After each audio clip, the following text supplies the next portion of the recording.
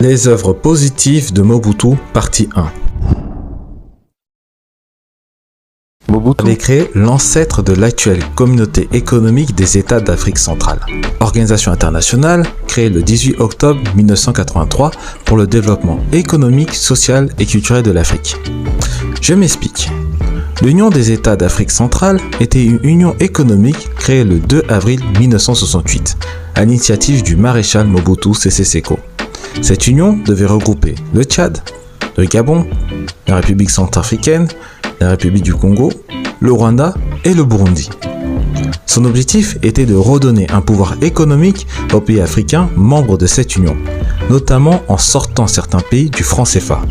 Malheureusement, à l'époque, la France a pesé de tout son poids pour faire échouer ce projet, en décourageant certains pays africains de rester dans cette union.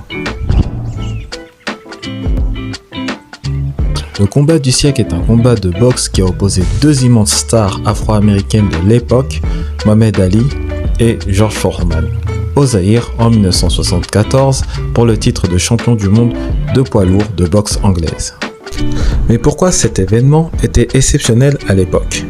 Eh bien, premièrement, Mobutu a réussi à faire combattre deux stars mondialement connues en Afrique, donc au Zaïre. Deuxièmement, à travers ce combat, Mobutu a donné une image très positive du pays, grâce à une organisation quasi parfaite de l'événement et une forte somme donnée aux deux participants, à savoir 5 millions de dollars chacun, ce qui rassura les investisseurs étrangers sur le potentiel économique du Zaïre.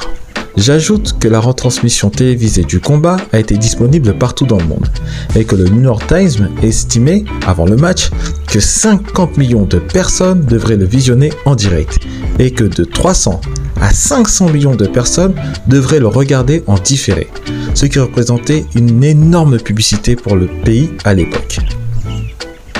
Point intéressant, même s'il y en a plein d'autres, Mobutu avait réussi le temps d'une soirée à faire de Kinshasa la capitale des Noirs.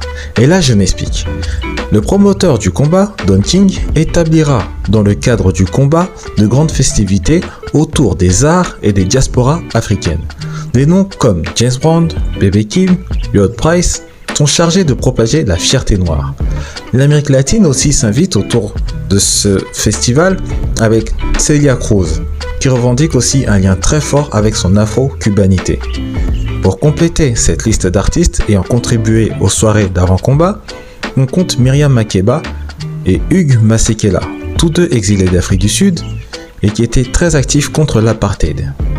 On peut aussi noter que le retour de l'authenticité était très présent.